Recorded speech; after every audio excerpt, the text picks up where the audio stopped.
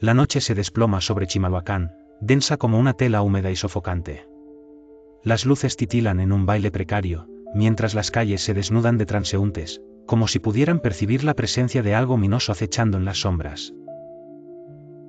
Y allí, en un rincón oscuro, una figura femenina avanza con pasos deliberadamente lentos. Sus manos tiemblan, pero no por miedo, sino por ansias de lo que vendrá.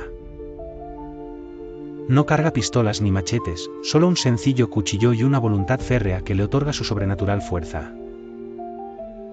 En 2015, un año que quedará marcado en la historia, México conoció un nuevo rostro del mal, uno que rompía con todos los estereotipos.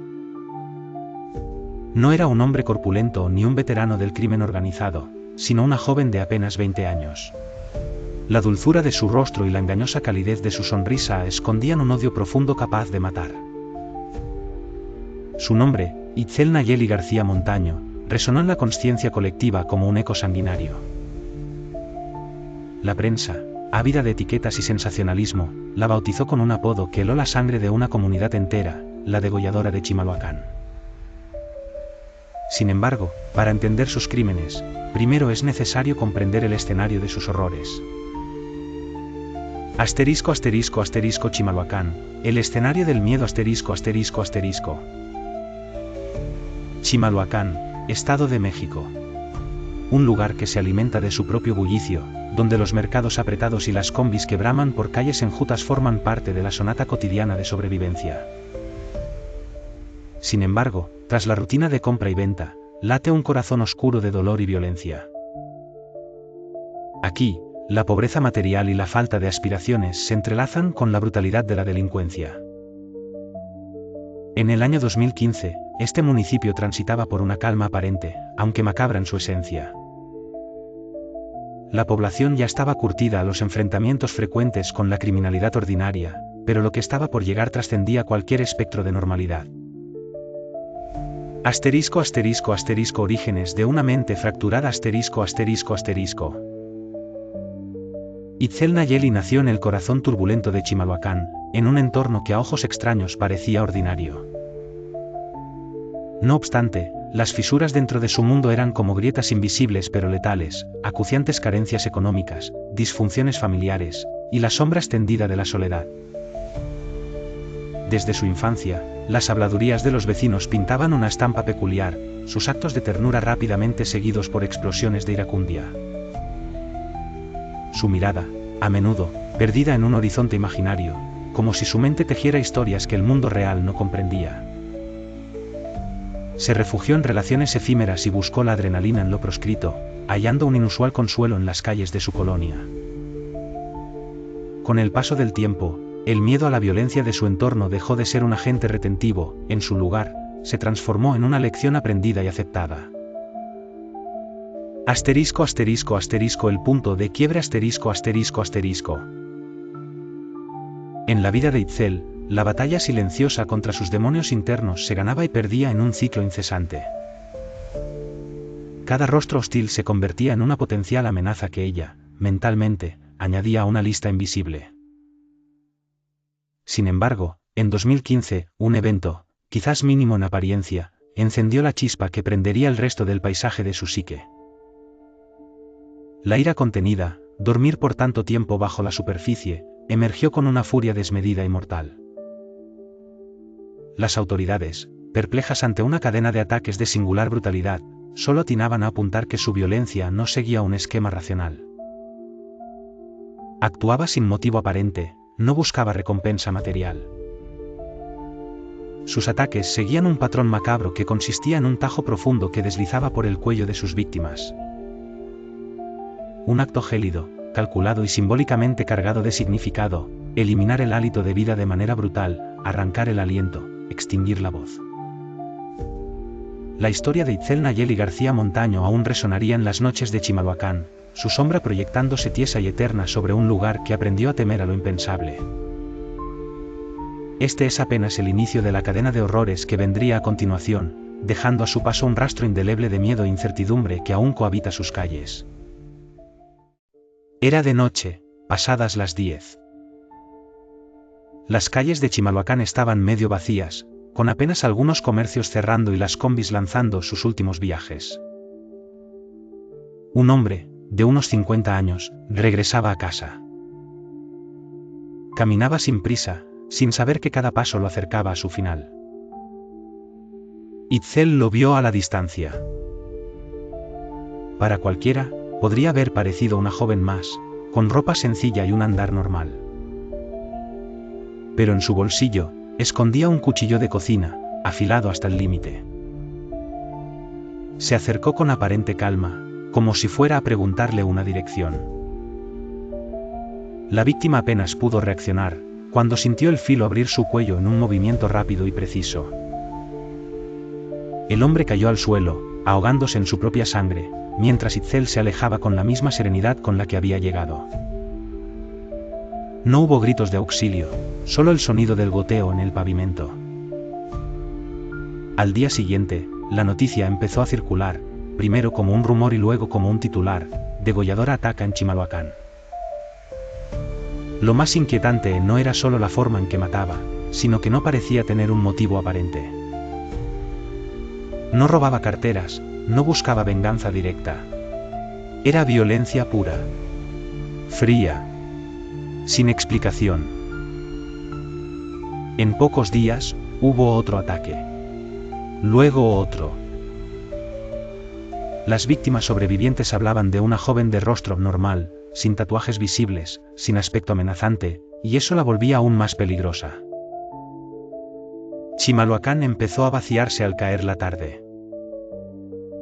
Las mujeres evitaban salir solas, los hombres caminaban rápido mirando hacia todos lados. La paranoia se volvió un habitante más del municipio.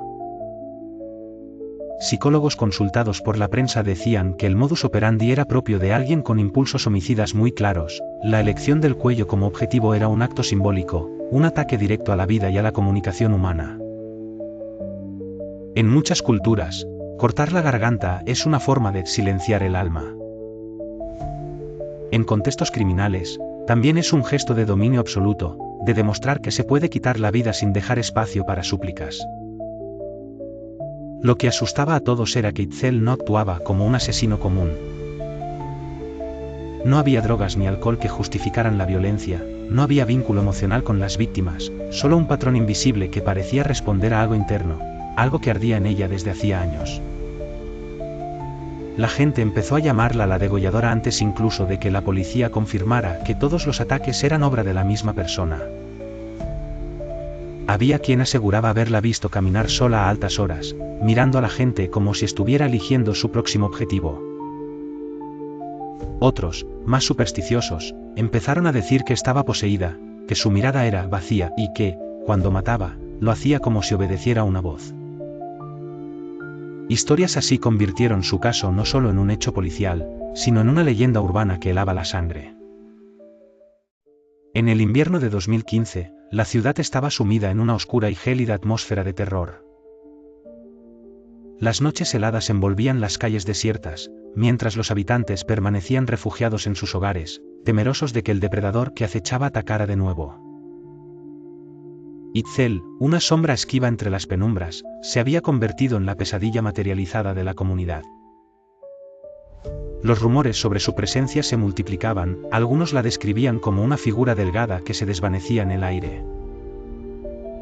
Sin embargo, el miedo se convirtió en pánico una noche fatídica, cuando un hombre logró, por puro instinto de supervivencia, escapar de sus garras. Herido, se tambaleó hasta una tienda cercana, clamando auxilio.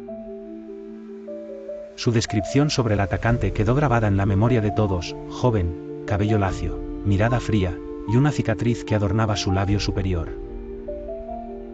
Aquella información sirvió para aferrar un hilo inasible, un indicio que la policía necesitaba urgentemente. La alerta se extendió y las patrullas se dispersaron por la ciudad como guardianes inquebrantables. Fue el 16 de diciembre cuando la búsqueda casi frenética cobró sentido. En las calles desoladas de Chimalhuacán, Itzel fue finalmente avistada.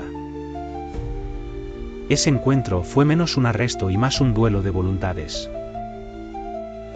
Los oficiales la rodearon, pero ella, en lugar de huir inmediatamente, los observó con una calma inquietante, analizando sus movimientos, calculando si valía la pena luchar. Cuando finalmente decidieron cargar contra ella, sacó un cuchillo con determinación, aunque sabía que estaba superada. La sombra invencible había sido vencida por la luz. En el calabozo, Itzel mostró una serenidad inhumana. Sus respuestas eran tan frías como el invierno que se cernía afuera, acotándolas sin emoción. No mostraba miedo, arrepentimiento, ni signos de remordimiento.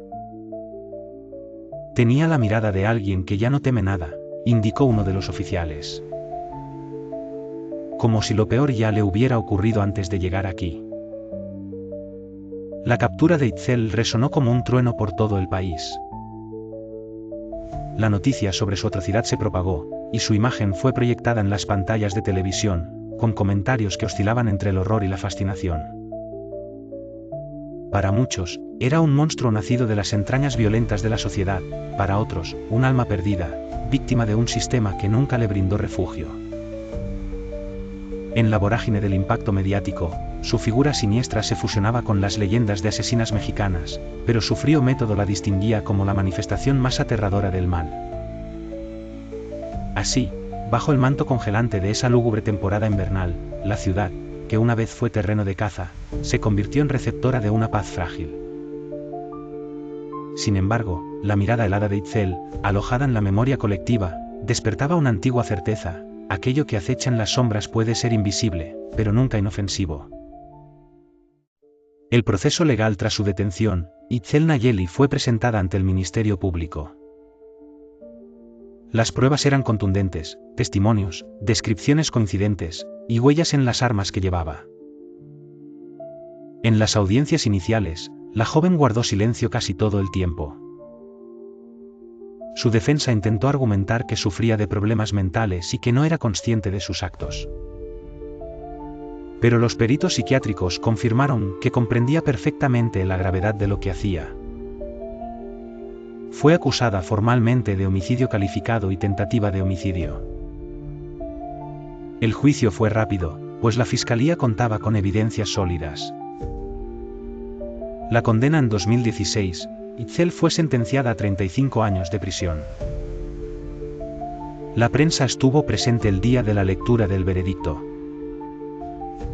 Cuando el juez pronunció la pena, ella no reaccionó. No hubo lágrimas, no hubo rabia, solo una quietud extraña, como si la condena no significara nada para ella.